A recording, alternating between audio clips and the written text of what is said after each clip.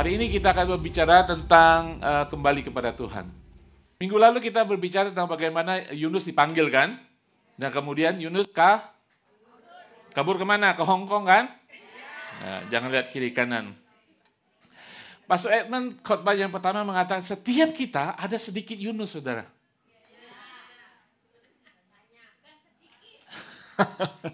Ada yang banyak sekali Yunus. Tetapi saya ingin katakan, ingat saudara tetap anak Tuhan. Di dalam darah Tuhan yang sudah menyucikan kita. Saya selalu percaya ketika orang diselamatkan dan dia percaya menyerahkan diri kepada Tuhan, dia mau lari kemanapun, dia tetap anak Tuhan. Amin. Kalau saudara punya keluarga, anak, suami yang sudah menerima Tuhan Yesus dan dia lari saat ini, mungkin dia Yunus kali hari-hari ini. Tapi Yunus saja yang namanya Nabi Tuhan. Tuhan mengejar dia.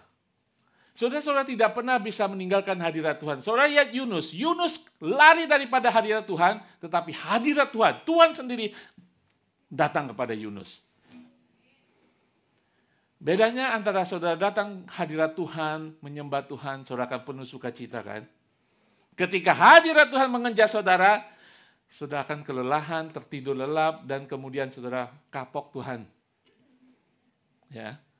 Nah, hari ini kita berbicara kembali kepada Tuhan. Nah, saya ingin memberikan penjelasan lagi. Kitab Yunus bukan tentang Yunus, bukan tentang ikan besar, paus.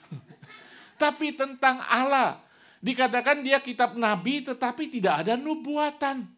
Nubuatan cuma ketika dia benar-benar menyerah dan berserah dan ke Niniwe, cuma sekitar 8 kata-kata nubuatan. Bertobatlah, kalau enggak kamu dihancurkan, dijungkir balikan. Dan seluruh kota bertobat. Kalau saudara baca kitab-kitab nabi lain, banyak sekali perkataan Tuhan disampaikan. Yunus termasuk kitab nubuatan buat saudara berdasarkan pengalaman kehidupan Yunus. Dan kita hari ini mendengarkan firman Tuhan tentang Yunus, kita berpikir, saya berapa persen Yunus ya? Nah itu dia. Dan kita bercermin. Dan kita melihat kebesaran Tuhan, kasih karunia Tuhan bagi semua orang. Bukan hanya Yesus milik aku. Aku begitu hebat memanggil Bapa kepada Allah. Bukan milik saudara sendiri. Allah bagi semua orang. Hari ini kita melihat sebagian daripada orang lain itu diberikan kasih karunia. Amin. Dan Yunus tetap berurusan dengan Allahnya. Kalau saudara bisa dipakai Tuhan, saudara lari, Tuhan bisa menyelamatkan orang-orang sekeliling saudara, sementara saudara masih berurusan dengan Tuhan. Amin. Orang bisa pakai saudara, Tuhan bisa pakai saudara untuk menyelamatkan orang-orang sekeliling saudara ketika saudara lari daripada Tuhan. Tetapi bukan saudara. Allah sendiri menyelamatkan orang lain melalui ketidakberimanan saudara.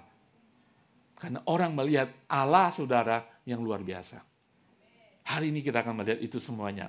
Nah, siapa Yunus? Namanya adalah Yunus. Next slide berikut. Namanya Yunus seperti yang minggu lalu supaya mengingatkan kita. Namanya Yunus artinya ya, keren kan? Merpati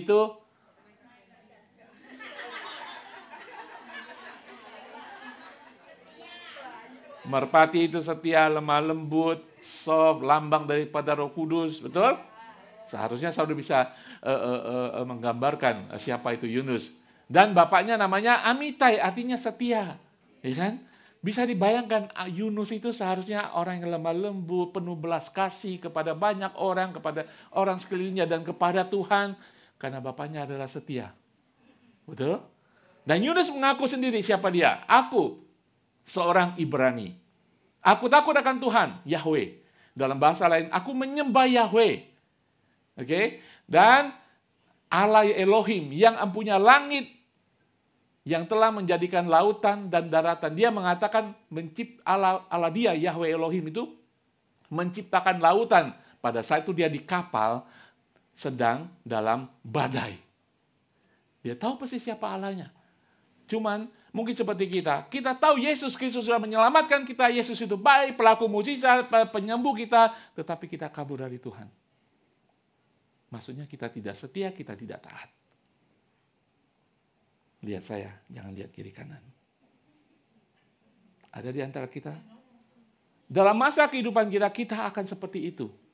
Entah masalah dalam gereja, masalah keuangan, masalah keluarga akan membuat kita seperti menyalahkan Tuhan dan lari daripada Tuhan. Dalam hal ini Yunus bukan masalah keuangan. Tidak ada pinjam-peminjam dulu. Tetapi karena dia memaksakan kehendak Tuhan kepada kehendak dia. Yang kita lihat minggu lalu. Dia punya agenda sendiri ketika dia tidak mau ke Niniwe. Bangsa yang jahat itu. Dia tahu Tuhan akan memberikan kasih karunia, Tuhan akan menyelamatkan bangsa yang jahat itu. Bukan dia nggak tega, dia nggak mau Tuhan menyelamatkan bangsa yang jahat dan merupakan musuh daripada bangsa Israel.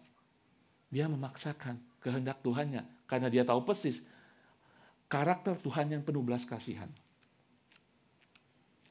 Nah, hari ini kita akan melihat hal yang kedua. Nah, pengakuannya kita tahu siapa Yunus. Nah, hari ini minggu lalu kita melihat pasal pertama ayat 1 sampai 3.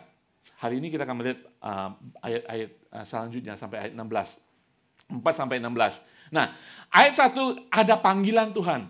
Ayat kedua dan 3 ada Yunus yang menolak panggilan itu. Oke.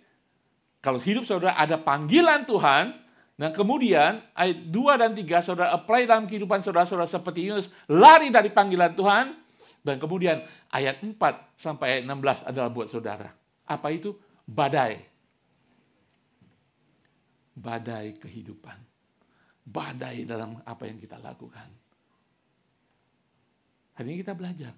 Kalau ada panggilan, jangan lari daripada Tuhan. Kalau enggak ayat 4 sampai 16 akan terjadi dalam kehidupan kita. Tetapi saya tahu, setiap apa yang terjadi dalam kehidupan kita dalam pengendalian Tuhan. Amin. Tuhan ingin memberikan kita segala sesuatu rencananya baik dalam kehidupan kita. Tetapi dalam pendidikan Tuhan dalam masa itu nggak enak. Ketika didisiplin Tuhan, enak nggak saudara? Tidak. Ketika kita mengalami badai yang akan kita lihat nanti, tidak enak saudara. Betul? Karena kita tidak taat dan lari daripada Tuhan. Nah, hari ini kita akan melihat apa yang terjadi. Kita baca sekali lagi, ayat 4 sampai 16.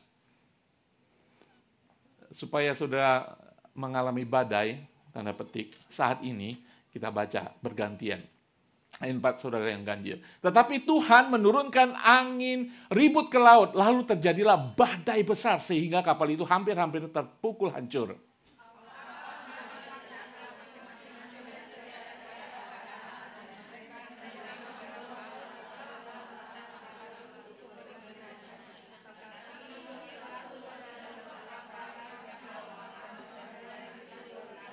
Lalu tertidurnya. Datanglah nakoda mendapatkannya sambil berkata, bagaimana mungkin engkau tidur begitu nyenyak? Bangunlah, berserulah kepada Allahmu. Barangkali Allah itu akan mengindahkan kita sehingga kita tidak binasa. Ayat 7. Lalu berkatalah mereka satu sama lain, marilah kita buang undi supaya kita mengetahui karena siapa kita ditimpa oleh malapetaka ini. Mereka membuang undi dan Yunuslah yang kena undi. Berkatalah mereka kepada Yunus, beritahukan kepada kami, karena siapa kita ditimpa oleh malapetaka ini? Apa pekerjaanmu? Dari mana engkau datang? Apa negerimu? Dan dari bangsa mana engkau datang? Sautnya kepada mereka, aku seorang Ibrani, aku takut akan Tuhan, Allah yang punya langit, yang telah menjadikan lautan dan daratan. Orang-orang itu menjadi kali ini bukan takut, sangat takut. Lalu berkata kepadanya, apa yang telah engkau perbuat? Sebab orang-orang itu mengetahui bahwa ia melarikan diri jauh dari hadapan Tuhan. Hal itu telah diberitahukannya kepada mereka. Bertanyalah mereka, akan kami apakan engkau? Supaya laut menjadi reda dan tidak menyerang kami lagi. Sebab laut semakin bergelora. Sahutnya kepada mereka, angkatlah aku, campakkanlah aku ke dalam laut, maka laut akan menjadi reda dan tidak menyerang kamu lagi. Sebab aku tahu bahwa karena akulah badai besar ini menyerang kamu. Lalu berdayunglah orang-orang itu dengan sekuat tenaga untuk membawa kapal itu kembali ke darat. Tetapi mereka tidak sanggup sebab laut semakin bergelora menyerang mereka. 14. Lalu berserulah mereka kepada Tuhan, katanya, ya Tuhan, janganlah kiranya engkau biarkan kami binasa karena nyawa orang ini, dan janganlah engkau tangguhkan kepada kami darah orang yang tidak bersalah, sebab engkau, Tuhan, telah berbuat seperti yang kau kehendaki. Kemudian mereka mengangkat Yunus, lalu mencampakkan ke dalam laut, dan laut berhenti mengamuk. Orang-orang itu menjadi sangat takut kepada Tuhan, lalu mempersembahkan korban sembelihan bagi Tuhan, serta mengikrarkan nazar. Betul? Oke, saudara mengalami badai saat ini? Oke. Kalau saudara Yunus gimana? Kalau saudara pelaut gimana? Kalau saudara pelaut pada saat itu gimana? Saya sudah selalu mengetahui Yunus yang bersalah. Yang cerai pasti ngomel-ngomel. Di tengah badai, mungkin dia nggak takut lagi badai. Dia ngomel sama si Yunus itu. Gara-gara kamu.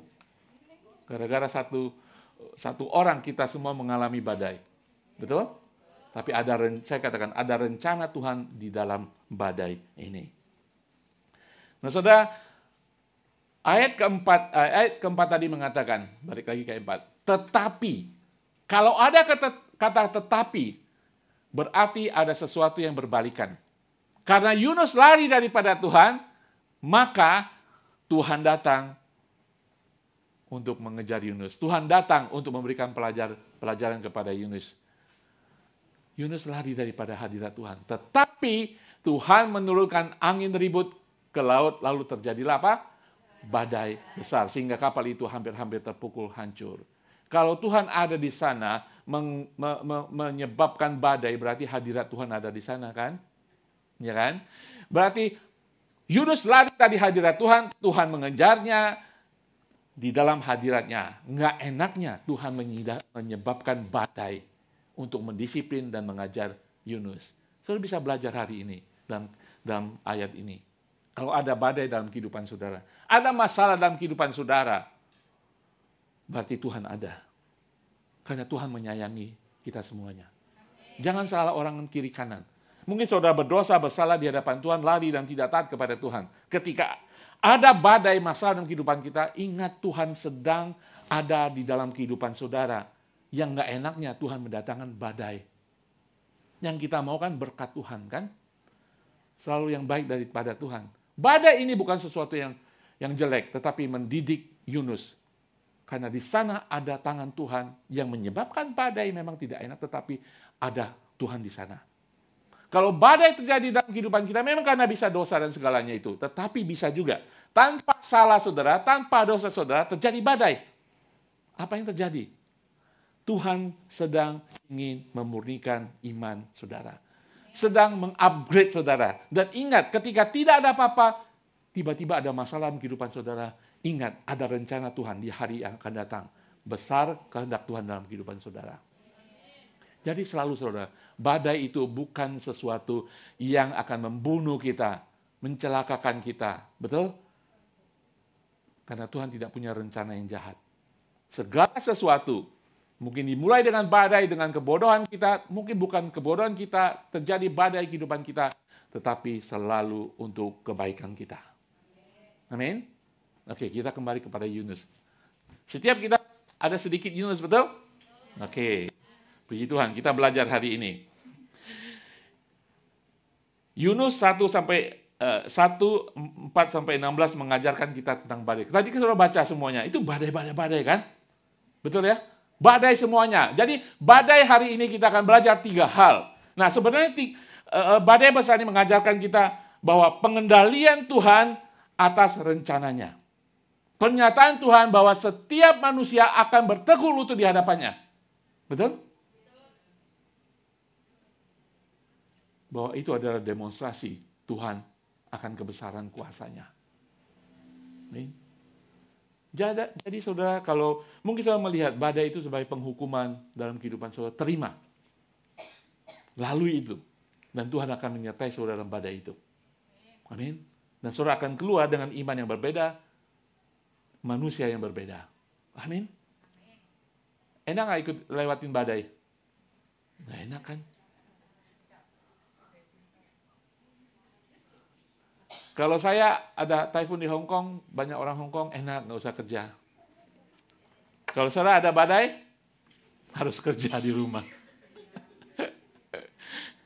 Tapi saudara harus menemukan rencana Tuhan dalam badai itu. Amin. Amin. Haleluya. Nah, kita belajar tentang badai ini. Saya bilang 4-16 itu tentang badai. Yang pasti ada rencana Tuhan dalam badai ini. Kita belajar. Pertama, badai menyingkapkan iman dan kepercayaan kita. Badai yang terjadi dalam kehidupan tidak hanya tentang orang Kristen. Badai yang terjadi seperti COVID terjadi di seluruh dunia akan menyingkapkan iman dan kepercayaan seseorang. Dia tetap bertahan di dalam Tuhan. Dia menjadi percaya kepada Tuhan. Atau dia lari daripada Tuhan. Betul? Nah, kita lihat hari ini, apa yang terjadi. Nah, saya berikan pernyataan. Seperti Yunus, kita berpikir bahwa kita dapat mencoba untuk menghindari tempat-tempat kudus dan menghindari hadirat Tuhan. Tetapi Tuhan membawa tempat kudusnya ke tempat kita berada. Dalam hal ini, bentuknya badai. Saudara, badai tidak hanya mengungkapkan apa dalam kehidupan kita, tetapi siapa sebenarnya kita di dalam Tuhan. Kadang-kadang Tuhan ingin menggoncangkan iman kita dengan mendatangkan badai. Mungkin ada orang tetap beriman, tetapi imannya nggak bertumbuh-tumbuh. Orang Kristen, bukan slide ini yang terakhir. Kadang-kadang saudara, iman kita dalam kehidupan kita perlu digoncangkan agar kita bertumbuh dalam iman kita. Betul? Kita bertumbuh dalam iman kita. Di dalam ayat ke-5 sampai 6 mengatakan, awak kapal menjadi takut. Masing-masing berteriak kepada Allahnya, dewa-dewanya, ilah-ilahnya. Dan mereka membuang ke dalam laut segala muatan kapal itu untuk meringankannya. Tetapi Yunus telah turun ke dalam ruang kapal yang paling dalam, paling bawah, dan berbaring di situ lalu tertidur nyenyak. Datanglah nahkoda mendapatkannya sambil berkata, "Hei, bagaimana mungkin engkau tidur begitu nyenyak? Bangunlah, berserulah kepada Allahmu, barangkali Allah itu akan mengindahkan kita sehingga kita tidak binasa." Saudara melihat skenario jalan cerita daripada singkat ini, 2 ayat ini. Apa yang terjadi? Badai kan? Saya katakan badai ingin mengungkapkan iman seseorang. Dan ironisnya, seperti yang saya katakan sebelum minggu lalu, dari antara semua dalam cerita Yunus ini, hanya Yunus beriman tetapi tidak taat. So, tahu bahwa nahkoda ini taat kepada Tuhan akhirnya. Ikan besar taat kepada Tuhan. Orang Niniwe, bangsa Niniwe, raja sampai binatang sekalipun taat kepada Tuhan. Pohon ditumbuhkan Tuhan, taat kepada Tuhan. Ulat taat kepada Tuhan. Hanya hambanya tidak taat kepada Tuhan. Kalau tahu cerita Yunus, cerminan buat kita. Dalam kehidupan kita akan melihat banyak orang menjadi percaya kepada Tuhan, kembali kepada Tuhan, dan kita tetap di sini. Bahasa Perancisnya, mandek. Badai dalam kehidupan kita akan menentukan atau menyingkapkan iman kita sampai di mana. Menjadi orang Kristen berapa tahun? 20 tahun, 30 tahun? Iman saudara bertambah apa enggak? Tahun lalu kita sudah memulai. Jangan baca firman Tuhan. Belajar firman Tuhan. Kalau saudara tidak belajar firman Tuhan, percuma saudara. Orang lain juga baca firman Tuhan. Orang yang bukan Kristen juga baca Alkitab, betul? Kalau saudara bisa baca Alkitab, hafal semuanya, saudara belum apa-apa. Sampai saudara belajar firman Tuhan dan firman Tuhan itu berbicara kepada saudara. Saudara hanya memakai firman Tuhan berbicara kepada orang lain. Mengomelin orang lain. Menurut firman Tuhan ini begini. Tapi dalam kehidupan saudara tidak menjalankan firman Tuhan. Bahasa Jawanya moyong. Betul? Belajar firman Tuhan. Sehingga iman saudara tidak mandek dan di sana saja. Kemudian saudara komplain. Iya baru Kristen, baru dibaptis. Baru setahun. Tetapi kok dia sok jago sih? Bukan sok jago. Karena dia rajin belajar firman Tuhan. Ada hikmat, ada kebenaran ditambah-tambahkan. Sementara saudara tidak belajar. Yunus mengerti siapa Allahnya. Nah, kita hari ini akan melihat iman apa yang dimunculkan ketika badai terjadi. Nah, saudara kita lihat. Badai membawa setiap manusia ke dalam ketakutan kepada pembuat badai. Ya, kita lihat bahwa para pelaut itu, ayat sebelumnya, ayat tadi saya akan menjelaskan, jangan ini dulu. Nah, awak kapal menjadi awak kapal. Ini awak kapal sudah biasa, saudara, berlayar, berarti badainya sangat besar, betul? Mereka menjadi takut, masing-masing berteriak kepada Allahnya masing-masing. Jadi mereka, saudara tahu kita hidup pada zaman yang sama dengan Yunus. Di situ banyak orang-orang lain yang beragama lain, punya kepercayaan lain, punya dewa, punya Allah masing-masing. Oke? Dan terjadi badai yang begitu besar, pasti mereka mencari Allah-Allah mereka kan? Mereka menyembah. Karena mereka percaya kepada Allah-Allah mereka. Mereka berteriak seperti berdoa meminta tolong. Tetapi Yunus yang mempercayai satu Allah yang maha kuasa. Apa yang dilakukannya? Tidak hanya tidur nyenyak. Bukan tidur ayam, tidur nyenyak. Di mana dia tidur? Paling bawah. Dia tahu badai Tuhan, biarin aja. Gue cari tempat yang paling dalam. Seperti itu, saudara.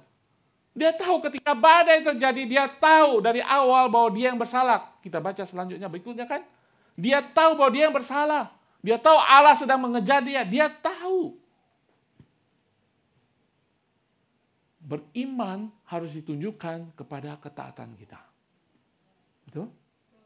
Beriman harus ditunjukkan bahwa kita berserah kepada Tuhan. Dan Yunus 0. Kalau kita ngomong Yunus ya, orang pilihan Tuhan berarti bicara kepada diri sendiri. Kita melihat nabi-nabi yang lain, contoh yang luar biasa. Ini adalah contoh untuk mengingatkan kita sendiri dalam kehidupan kita. Badai ingin menyaring, memfilter siapa kita, iman kita di dalam Tuhan. Amin. Badai membuat setiap orang ketakutan, tetapi badai tidak membuat Yunus ketakutan. Dia tidur nyenyak. Moso waila, afan kaula. Ada orang bisa begitu, saudara. Ini saya katakan, mungkin saudara badai, mungkin kira-kira, siapa pernah dari kota ke kota naik kapal laut? Pernah? Pernah mengalami badai? Belum. Jangan gitu ya. Waktu saya kecil SMP gitu ya, saya dari kota saya di Bangka ke Palembang. Naik kapal.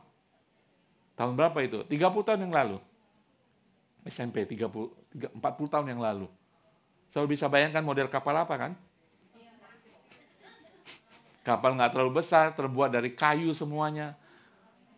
Ya, saudara, dan selama pelayaran dari sore sampai pagi sampai di kota Palembang subuh gitu ya, saya mabok habis-habisan.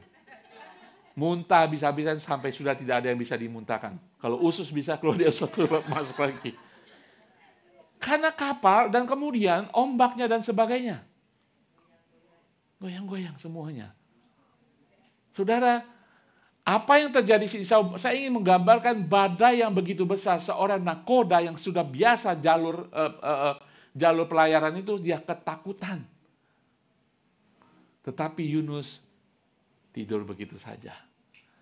Ketika sekeliling kehidupan saudara, orang mengalami stres, masalah, putus asa, di mana saudara berada? Saudara tidur nyenyak? Urusan mereka, siapa suruh percaya Allah yang lain? Mungkin Yunus berpikir begitu. Urusan mereka, biar aja dosa mereka menyembah berhala. Di mana saudara berada? Saudara justru cari kamar yang paling jauh, sehingga saudara tidak bisa dilihat orang, sehingga iman saudara tidak bisa dilihat orang. Itu Yunus. Saudara, kita melihat apa yang terjadi dengan Yunus. Sebenarnya Yunus berkata kan, dikatakan tadi, aku seorang Ibrani, aku takut akan Tuhan. Tetapi mana takutnya?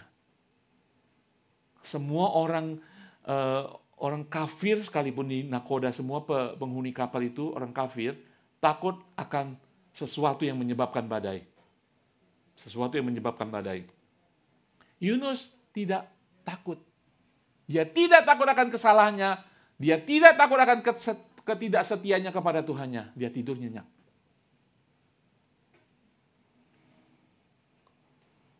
Badai membawa orang bertukuk lutut. Amin. Dan berseru kepada Tuhan. Badai sebesar ini, saudara mau kafir, mau apapun akan datang kepada Tuhan. Mungkin saudara tidak percaya kepada Yesus, tetapi saudara percaya sesuatu yang menyebabkan badai besar ini.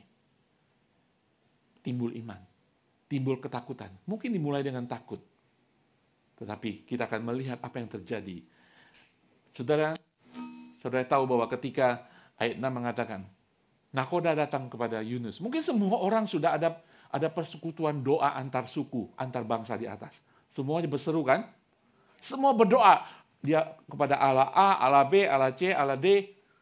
Persekutuan doa antar bangsa di atas kapal. Yunus tidur. Apa yang terjadi? Nakoda itu datang. Kok kamu bisa tidur sih? Orang sekarang persekutuan doa antar bangsa, antar multi agama di atas. Bangun! Saudara ingat kata bangun? Sangat ironis sekali. Di ayat pertama, Tuhan memanggil Yunus kata apa? Bangunlah, pergilah dan berserulah kepada bangsa Niniwe.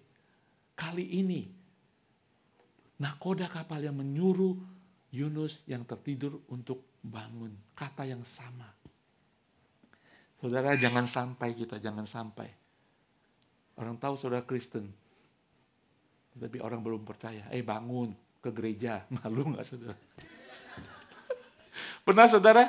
Mungkin dalam keluarga saudara yang belum percaya kepada Tuhan, hari Minggu, bangun ke gereja. Yang nyuruh bukan orang percaya. Malu nggak saudara? Itu yang terjadi dengan Yunus. Dia pasti ingat. Beberapa waktu lalu Tuhan datang kepada dia berkata, bangunlah ke Niniwe. Kali ini nakoda kapal yang mengatakan, bangunlah. Jangan tidur. Orang sedang bersekutu di atas, berseru kepada Allah sendiri. Supaya badai hebat ini segera berlalu. Saya tahu saudara yang tertawa kencang itu mungkin, ya dulu saya gitu ya. Saya seperti Yunus. Ada saudara? Ada, betul ya. Orang akan mengatakan, kok kamu ngomong begitu sih? Kamu tidak percaya sih? Bukannya kamu orang Kristen? Jangan sampai orang kafir, orang yang tidak percaya kepada Mesias, datang kepada saudara untuk saudara percaya kepada Mesias. Di mana saudara bisa memberitakan firman Tuhan? Di mana saudara bisa menjadi kesaksian hidup? Yunus 0. Saudara? Setengah? Bertobat. Amin. Saudara, ironis sekali ya. Ironis sekali. Bahwa di tengah badai, Allah sebenarnya ingin menunjukkan kasih karunia. Allah sedang berurusan dengan Yunus, tetapi akhirnya yang kena orang-orang lain. Tapi Tuhan bukan buat Yunus semata-mata. Yes, dia berurusan dengan hambanya yang bandel, yang melarikan diri, yang tidak taat. Tetapi Allah bagi semua orang. Amin. Jadi saya katakan ketika badai terjadi dalam kehidupan kita, Tuhan mendisiplin kita. Kita lihat Tuhan juga bekerja di sekeliling kita. Bagi orang-orang sekeliling kita. Amin. Sekarang tergantung saudara kembali kepada Tuhan atau tidak. Saya mengakhiri poin pertama dengan pernyataan, badai hidup harus membangkitkan iman kita. Badai hidup harus memurnikan iman orang percaya. Jadi kalau ada badai hidup, jangan, saya nggak mau ke ICA lagi. Gara-gara saya ke ICA, badai hidup terjadi. Itu iman pribadi saudara, karena Tuhan berurusan pribadi dengan saudara. Kalau ada badai hidup, Tuhan ingin membangkitkan iman saudara. Baik melalui dosa ataupun saudara tidak salah apa-apa. Tuhan ingin memurnikan, meningkatkan, upgrade iman saudara. Dan ingat, badai hidup adalah maksud Tuhan untuk menghasilkan kesaksian iman kita bagi dunia. Oke, poin kedua. Badai hidup tidak hanya menyingkapkan iman kita, orang-orang, semua orang. Badai menyingkapkan penghakiman dan murka Allah. Ya saudara, Allah itu adil dan penuh kasih kan? Allah tidak bisa diam-diam saja dengan ketidaktaatan. Terutama orang-orang yang sudah diselamatkannya. Betul? Jadi badai ini karena murka Allah. Badai terjadi karena penghakiman Allah. Badai terjadi karena Tuhan sedang deal dengan anaknya. Amin. Jadi kalau ada badai hidup, masalah dalam kehidupan kita, Tuhan sedang tanda petik menyayangi saudara. Cuman caranya yang nggak enak. Betul? Tuhan sedang ngurusi saudara. Tuhan sedang berperkara dengan saudara. Amin. Karena saudara kesayangannya. Amin. Para pelaut ini sebenarnya mereka tahu bahwa badai adalah murka dan penghakiman Allah atas seseorang atau sesuatu. Jadi pelaut itu tahu ketika mereka berseru kepada Tuhan, mereka tahu ini murka Allah. Sebenarnya Tuhan sedang berurusan dengan sesuatu, ada masalah, ada dosa di sini. Dan mereka mencari tahu. Dan kita lihat di dalam ayat 7. Dan berkatalah mereka satu sama lain, marilah kita buang undi. Oke. Jadi mereka tahu mau cari biang kerok. Kau tahu biang kerok? Penyebab ini semuanya. Karena mereka nggak bisa lari dari kapal kan. Mereka stuck di kapal, sedang diombak-ambing angin ribut besar dan katakan badai besar. Siapa penyebabnya? Pasti mereka tahu jalur itu nggak ada badai. Tiba-tiba kok ada badai, pasti ada biang.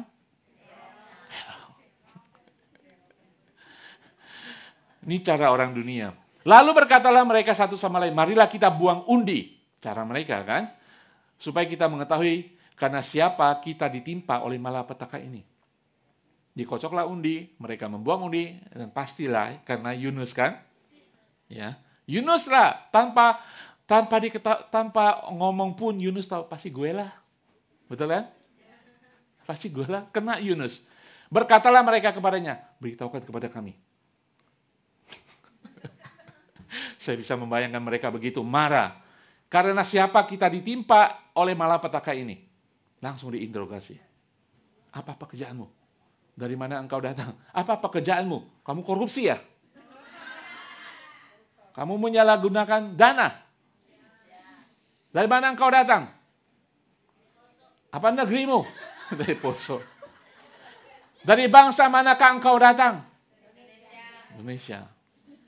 Next, berikutnya ayat 8, 9. Sebenarnya ketika diintegrasi ayat sebelumnya, Yunus tidak menjawab, saudara. Dia tahu itu pertanyaan yang nggak penting. Dia nggak perlu jawab. Yang perlu mereka tahu adalah ini. Makanya dia jawab, aku seorang Ibrani, takut akan Tuhan, Allah yang empunya langit, yang telah menjadikan lautan dan darat. Saya ingin menjelaskan sesuatu. Kalau lihat ada kata Tuhan dan Allah, ya. Bagi bangsa Israel, ketika mereka memanggil Tuhan mereka, itu Yahweh. Yahweh itu panggilan personal. Allah perjanjian dengan saya, Allah personal, Yahweh. Tetapi ketika dia mengungkapkan Allah itu, Allah yang sama kepada bangsa asing, dikatakan Allah, Elohim. Jadi itu Yahweh Elohim. Aku takut akan Yahweh.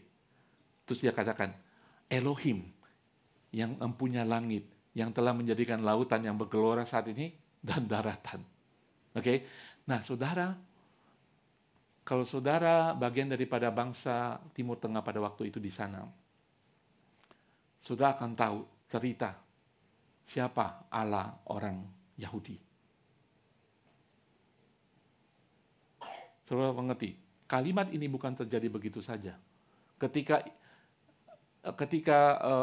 Yunus mengungkapkan aku orang Yahudi, penyembah Yahweh, takut akan Yahweh, penyembah Yahweh, orang pasti sudah ketakutan. Saudara tahu kenapa? Saudara ingat cerita ketika bangsa Israel masuk ke tanah perjanjian? Semua bangsa ketakutan. Kenapa? Bangsa Yahudi, Allahnya yang membelah Laut Merah, Allahnya membelah Sungai Yordan, Allahnya meruntuhkan tembok Yeriko, Allahnya mengalahkan bangsa-bangsa. Allah mereka, Yahweh itu, Elohim itu, yang berperang bagi bangsa Yahudi. Para nakoda sudah mengenal Allah orang Yahudi. Tapi mereka tidak menyembah Allah Yahudi. Allah orang Yahudi. Tapi apa yang terjadi? Kemudian, next, ayat 11. Bertanyalah mereka, apa akan kami apakan engkau, supaya laut menjadi reda dan tidak menyerang kami lagi, sebab laut semakin bergelora. Nah, apa yang terjadi, saudara? Sebenarnya mereka tahu bahwa penyebab itu bukan Allah mereka, tetapi Allah orang Yahudi. Dia tahu. Mereka punya referensi, pernah baca, pernah mendengar, pernah mendengar bahwa Allah orang Yahudi itu begitu dahsyat. Dia tahu saat ini penghukuman terjadi atas orang ini. Apa yang kami harus lakukan kepada mereka? Dan Yunus tahu apa yang harus dilakukan. Karena saya, dia tahu. Dan undian sudah kena dia, mengkonfirmasi. Buang saya, badai akan berhenti. Cemplungkan saya ke laut. Badai akan berlalu. Seperti lagu, badai akan berlalu. Kalau saudara pernah mengatakan, buanglah aku ke laut. Berani nggak saudara ngomong gitu? Yunus, lari dari Tarsis, lari dari tempatnya mau ke Tarsis, lari dari Tuhan, kemudian ke tempat paling bawah di dalam kapal, kemudian dia mau lari ke laut. Buang saya ke laut. Dia mau lari dari hadirat Tuhan. Saya berurusan dengan Tuhan yang menyayangi saudara. Saya mau lari kemanapun, Tuhan akan menghampiri saudara. Amin. Masalah apapun yang saudara hadapi, saudara tetap kesayangan daripada Tuhan. Apapun yang terjadi dalam kehidupan saudara, saudara tetap biji matanya Tuhan. Amin. Yes, Tuhan akan mendisiplin kita. Yes, Tuhan mendatangkan badai-badai hidup yang mungkin tidak enak. Tapi Tuhan ingin membawa hadiratnya kembali kepada saudara. Saudara tidak pernah akan lari daripada hadirat Tuhan. Yunus mati-matian berusaha melari daripada Tuhan. Mau masuk ke laut sekalipun. Saudara, apa yang terjadi? Kita lihat tadi. Ayat berapa tadi? Ayat 9. Lagi ayat 9. Aku seorang Ibrani. Dan ayat 10 mengatakan, orang-orang itu menjadi... Tadi mereka takut kepada badai. Sekarang mereka sangat takut kepada Allahnya orang Yahudi. Jadi mereka punya Allah, mereka sembah Allah, tidak manjur. Ketahuan ini gara-gara Allahnya orang Yahudi. Mereka menjadi sangat tadi takut kepada badai besar, saat ini mereka sangat takut. Lalu berkata kepadanya, apa yang telah engkau perbuat? Mereka tahu Allah orang Yahudi yang menyebabkan badai ini, pasti ini orang Yahudi penyebabnya. Betul? Saudara bisa membayangkan apa yang terjadi di kapal itu. Dan Yunus tahu apa yang terjadi. Dan nakoda kapal sudah melihat gambaran yang jelas. Badai ini gara-gara Allah orang Yahudi yang menyebabkannya gara-gara orang Yahudi ini. Apa yang harus kamu lakukan terhadap engkau? Ya buanglah ke laut. Gue udah lari di badai. Gue sudah sembunyi di paling bawah. Tetap aja Tuhan datang kepada saya. Buangnya ke laut. Saudara tahu apa yang terjadi setelah dibuang di laut, betul? Saudara, kita tahu bahwa para pelaut tahu bahwa badai adalah murka Allah, orang Yahudi, atas sesuatu dosa daripada Yunus. Tetapi Yunus bahkan sangat tahu sebenarnya bahwa badai adalah murka penghakiman Allah atas dirinya. Berapa sering kita masuk dalam kehidupan seperti ini? Ada terjadi dalam masalah kehidupan kita. Kita tahu itu persis gara-gara kita. Banyak orang mencari kambing. Oh dialah. Saudara tahu persis gara-gara kesalahan saudara, tetapi mengajak orang lain masuk dalam komplotan saudara. Orang tidak bersalah, tidak berdosa. Amin. Saudara, di dalam badai, Allah ingin menunjukkan kuasanya. Di dalam badai, ada maksud Tuhan. Amin. Dalam badai ini semua tindakan pengalaman yang dramatis menuntun para pelaut dan Yunus untuk mengenal siapa Allah itu. Akhirnya Yunus harus tahu dan dia tahu persis badai ini karena Allah Elohim, Allah Yahweh. Orang pelaut itu tahu bahwa badai ini karena Elohim. Mengenal Allah dengan benar selalu menuntun kita untuk mengenal dosa kita. Amin. Badai terjadi, kita tahu siapa yang punya kendali, Allah. Mengenal Allah yang benar, bahwa dalam kehidupan kita, kita akan mengetahui segala kesalahan kita. Amin. Saudara, Nabi Yesaya, saudara, ketika dipanggil Tuhan di dalam Shekinah glory, dalam hadirat Tuhan luar biasa, apa yang dikatakan oleh Nabi Yesaya? Celakalah aku. Aku najis bibir, aku hidup di antara bangsa-bangsa yang najis bibir. Di dalam hadirat Tuhan, kita akan melihat kebesaran Tuhan dan kita akan melihat kekurangan kita. Tidak ada yang lain. Saudara tidak pernah mungkin bertemu dengan hadirat Tuhan dan saudara tidak diubahkan. Saudara akan melihat siapa saudara. Kesalahan saudara, kekurangan saudara, karena saudara melihat kebesaran Tuhan. Saat ini Nakhoda, Yunus melihat kebesaran Tuhan. Amin. Saudara sekalian, seseorang yang mengalami kebesaran Tuhan dan kuasa hadirat Tuhan tidak akan tetap sama lagi. Karena Allah yang adil dan juga Allah yang penuh belas kasihan bagi mereka yang kembali kepada Tuhan. Yunus sudah kembali kepada Tuhan? Belum. Judul renungan hari ini apa? Kembali kepada Tuhan. Saudara, ketika saya melihat judulnya dari bacaan ini, badai ini, nggak ada yang kembali. So, tadi bacakan ayat 4 sampai 16, kembalinya di mana? Nggak ada kembalinya. Saudara, poin ketiga, kita akan melihat. Badai menyatakan Tuhan yang penuh kasih karunia. Yes, badai adalah murka Tuhan, tetapi badai ingin mengungkapkan, mendeklarasikan Tuhan kita, Allah kita yang penuh belas kasihan. Amin. Di dalam ayat ke-14 mengatakan, dan berserulah mereka kepada Yahweh. Kenapa saya kasih kurung di Alkitab saudara? Nggak ada. Tetapi bahasa aslinya itu. Nah, apa yang terjadi ketika mereka tahu ini ada gara-gara Yunus dan menyebabkan badai ini adalah Allah orang Yahudi. So, lihat apa yang terjadi. Perkataan mereka sudah berbeda. Jadi Nakhoda mengatakan, lalu berseluruh mereka, para Nakhoda kapal itu mengatakan, Tuhan. Bukan Elohim sudah, tetapi Yahweh. Jadi mereka sudah mengadreskan hidup mereka kepada Elohim, tetapi sekarang mereka menyebut Yahweh. So, mengerti perubahan ini. Saya katakan tadi, Yahweh adalah panggilan darling kepada Allah kita. Seperti saudara memanggil Tuhan saudara saat ini siapa? Bapa. Saudara bisa mengajari orang memanggil Allah Bapa? Kalau mereka belum diubahkan? Tidak bisa. Betul? Orang luar tidak mungkin memanggil Allah itu Bapa sampai mereka diubahkan. Saudara mengerti? Kok Bapa ya? Tapi saudara sudah biasa memanggil Allah saudara Bapa, bukan? Begitu dekat, begitu pribadi, begitu milik saya. Yahweh bagi bangsa Yahudi adalah milik pribadi, milik bangsa.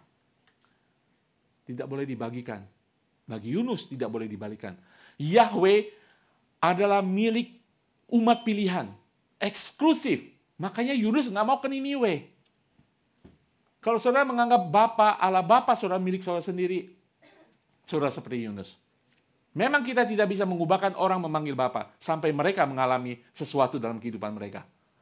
Para Nakhoda kali ini memanggil Allah, pencipta langit dan bumi, Elohim itu sebagai Yahweh.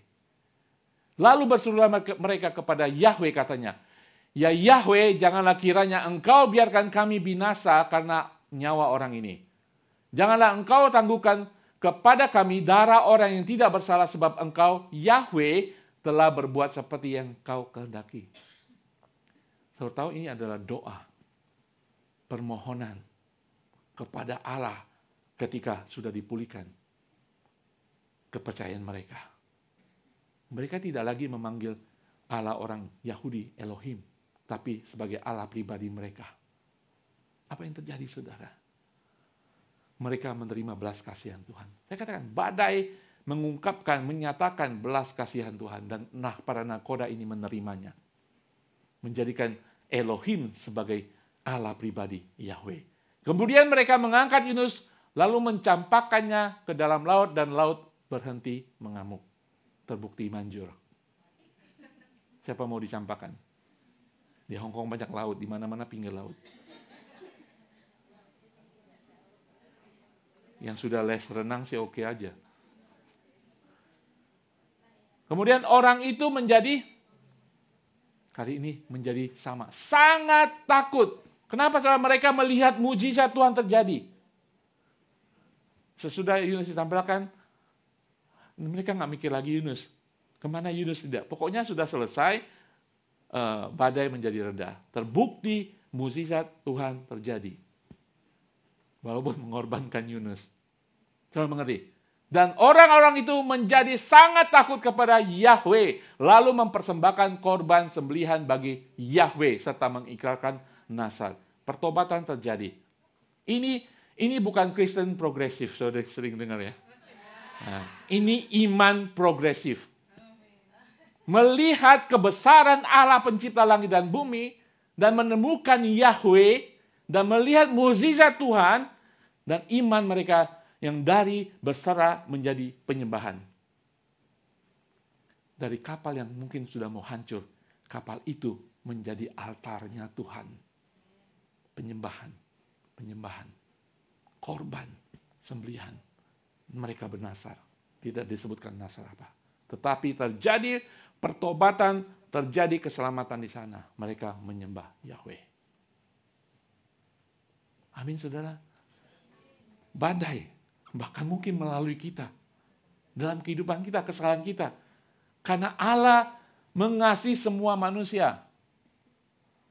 Itu bisa jadi jalan keselamatan bagi banyak orang.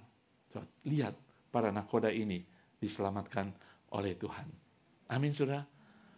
Saudara, yang gak enak ya kita, Yunusnya itu kan. Apa yang terjadi dengan Yunus? Saudara percaya dia ditelan oleh ikan besar? Ada orang mengatakan, kalau firman Tuhan mengatakan Yunus ditelan oleh ikan besar, saya akan percaya. Bahkan ketika firman Tuhan mengatakan bahwa Yunus menelan ikan besar, saya juga percaya. Karena firman Tuhan mengatakan. Betul? Saudara percaya firman Tuhan? Bahwa ketika firman Tuhan mengatakan, cuman exaggerate gitu, membesar-besarkan. Tetapi apa yang ditulis ini kita harus percaya. Bahkan ketika Yunus menelan ikan besar. Tapi tidak ada ikan pausnya, ikan besar. Ya. Nah, saudara, saya tutup dengan pernyataan berikut ini. Badai, tanda petik tangan Tuhan dalam kehidupan kita. Amin. Badai hanya salah satu instrumen Allah saat berurusan dengan manusia. Jemaatnya, anak kerajaan Allah dan orang-orang di luar. Badai terjadi bisa karena dosa, badai bisa terjadi karena Allah ingin menguatkan iman kita. Badai yang pasti membawa orang kembali dekat kepada Allah. Amin. Makanya saya bilang judul khotbah ini ketika saya bikin dari awal, saya pelajari kembali kepada Allah.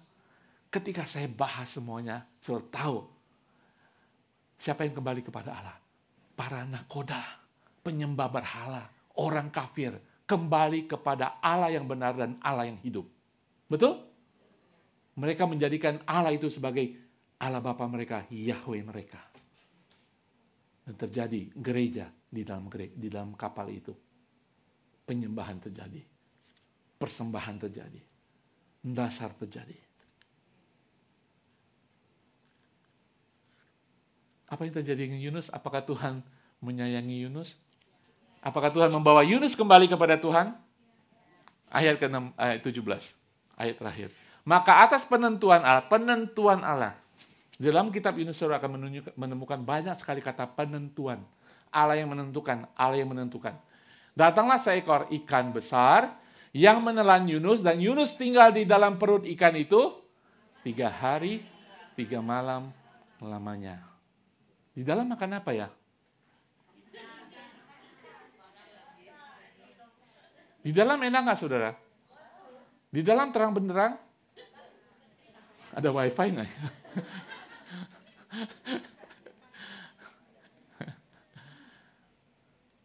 Saudara, ini bukan penghukuman, saudara. Saudara pilih dibuang di laut atau ditelan ikan besar? Saudara berdosa. Saudara Yunus. Dibuang ke laut, saudara pilih yang mana? Hanyut atau saudara ditelan oleh ikan besar 3 hari 3 malam namanya. Saudara tahu bahwa ini bukan penghukuman, saudara. Ikan besar disediakan Tuhan bukan penghukuman. Atas penentuan Allah, itu adalah keselamatan buat Yunus. Begitu sayangnya Allah kepada anak-anaknya. Ini adalah tanda second chance. Kesempatan kedua bagi Yunus. Nabinya yang memberontak itu.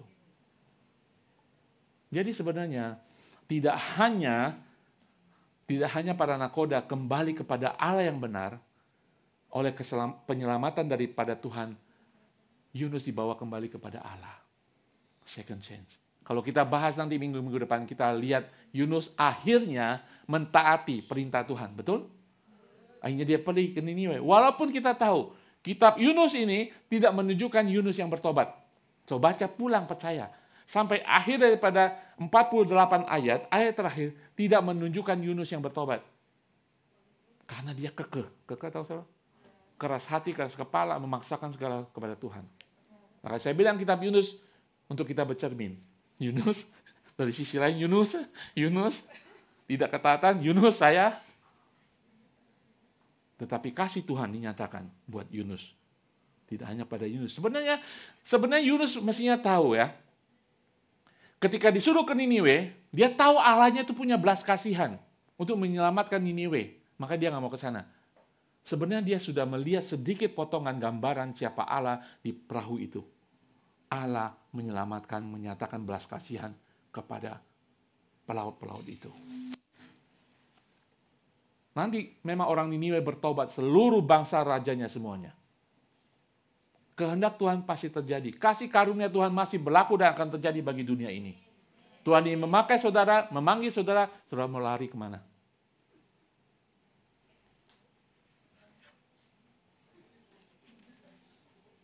Saya katakan, ini adalah ketika Allah sendiri membawa Yunus kembali kepada dia. Kembali kepada panggilannya, kepada apa yang Tuhan ingin dia lakukan. Amin. Kembali kepada Allah. Amin. Saudara mau lari kemana hari-hari ini? Ke bagian paling dalam? Saya mau lari ke pelosok, ke desa-desa. Nggak ada yang menyampiri saya, tapi Allah ada di mana-mana. Mau lari kemana, saudara? Atas panggilan Allah? Tetap Tuhan akan membawa hadiratnya kepada saudara. Amin. Kalau perlu dia membawa saudara ke dalam perut ikan. Nggak enak saudara, lengket, gelap, bau. Saudara suka ikan sekalipun, saudara pasti nggak mau di sana. Bau ikan-ikan busuk semuanya. Seafood yang sudah busuk. Saudara mau tinggal di sana. Mari kita memenuhi panggilan Tuhan. Apapun harga yang harus dibayar. Amin. Oke, saya tutup dengan cerita ini. Beberapa tahun kemudian, ada satu orang di dalam kapal, di tengah-tengah badai, dia tertidur. Namanya Yesus. Amin. Tapi dia Allah. Dia tidak melarikan diri dari Tuhan. Dia tidak melarikan diri dari panggilannya. Dia taat kepada Tuhan sampai di kayu salib. Amin. Oleh karena itu saudara ada di tempat ini. Dia Allah, sama Allah yang menciptakan langit dan bumi. Dia Allah, firman itu. Dia Allah yang sama membelah laut merah. Dia Allah yang sama yang menghardik badai itu. Saudara Yunus atau saudara Petrus? Ketika saudara mengalihkan perhatian saudara dari Tuhan, saudara akan tenggelam. Saudara menjauh daripada hadirat Tuhan. Tetapi hadirat Tuhan akan datang kepada saudara. Amin. Saudara sekalian, hari ini boleh berbicara kepada kita. Kalau ada badai dalam kehidupan saudara, ingat dia Allah yang baik tetap. Kasih karunia tidak pernah sirna. Kasih karunia tetap full. Kasih karunia tetap bagi setiap orang. Bagi saudara dan bagi orang-orang di luar sana. Ingat kalau badai terjadi dalam kehidupan saudara, sesuatu akan terjadi. Iman saudara akan dipulihkan, saudara akan naik tingkat. Dan bahkan orang-orang sekeliling akan diselamatkan. Tuhan bekerja, Tuhan tidak hanya sekedar oke lah, itu begitu saja. Ada segala sesuatu yang akan terjadi, yang baik akan terjadi ketika Allah bekerja. Amin. Mari kita bangkit berdiri.